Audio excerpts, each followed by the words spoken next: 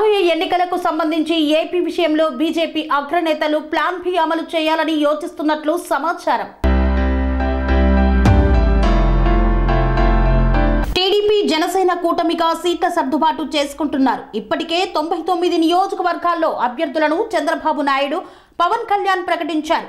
మరికొన్ని నియోజకవర్గాలను బీజేపీ కోసమే పెండింగ్ లో పెట్టారు. మొదటి జాబితాను విడుదల చేయడం బీజేపీ అగ్రనేతలపై ఒత్తిడి పెంచడం కోసమే అని పార్టీ వర్గాల సమాచారం. ఢిల్లీకి వెళ్లి అమిత్ షాతో చంద్రబాబు పొత్తు గురించి ఫిబ్రవరి 6వ తేదీన మాట్లాడారు. అప్పటి నుండి ఇప్పటి వరకు పొత్తుపై బీజేపీ ఏమీ తేల్చలేదు. ఒకవైపు జగన్మోహన్ రెడ్డి అభ్యర్థులను ఫైనల్ చేసి సిద్ధం పేరుతో ఎన్నికల ప్రచారాన్ని మొదలు పెట్టేశారు.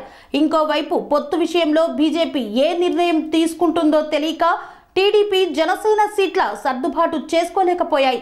పరిస్థితి ఇలాగే ఉంటే నష్టపోవడం ఖాయమన్న నిర్ణయానికి వచ్చిన తర్వాతే కమలనాథులపై ఒత్తిడి తేవడంలో భాగంగానే మొదటి జాబితాను హడావిడిగా రిలీజ్ చేశారు.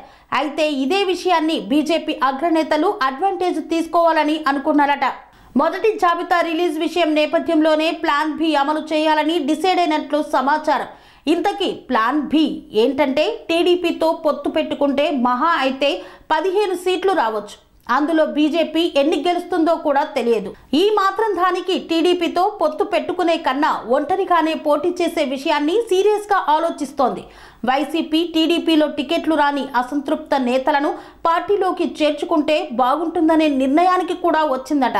స్వతంత్రంగా 175 సీట్లలోనూ అభ్యర్థులను పోటీకి దింపటమే ప్లాన్ బి అని అర్థమవుతోంది. వైసీపీ ఎమ్మెల్యే కాపు రామచంద్రారెడ్డి బీజేపీలో చేరబోతున్నారు. ఇలాంటి వాళ్ళు చాలా మంది ఉంటారని బీజేపీ అగ్రనేతలు అంచనా వేస్తున్నారు. వైసీపీలోనే 25 మంది ఎమ్మెల్యేలకు టికెట్లు దక్కలేదు.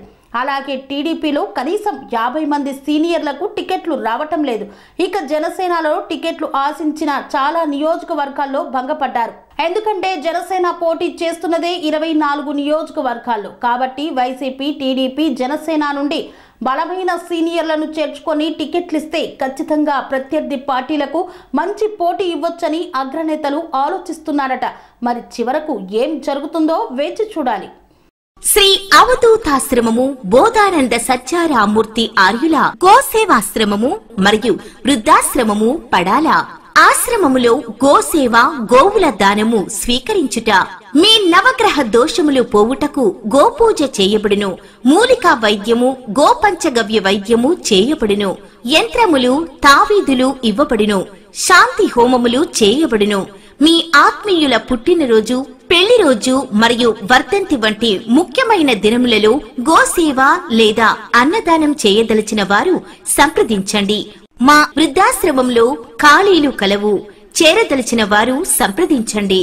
శ్రీ శ్రీ శ్రీ స్వామి బోధానందగిరి శ్రీ అవధూతాశ్రమము, అయ్యప్ప స్వామి గుడి దగ్గర, పడాల, తాడేపల్లిగూడెం 2. Cell numbers 7981356374, 9618034 138.